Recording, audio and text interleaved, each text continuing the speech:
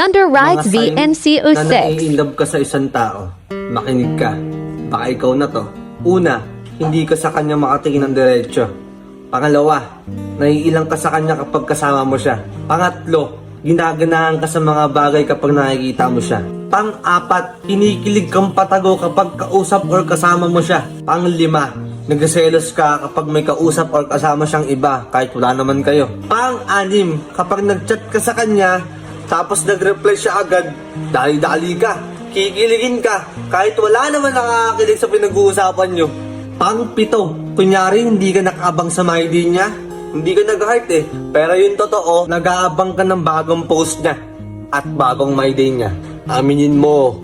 Pang-walo, nagigilty ka sa kanya kasi hindi ka makaamin na gusto mo siya. Yung tipong hindi mo maamin sa kanya yung nararamdaman mo kasi nahihiya ka.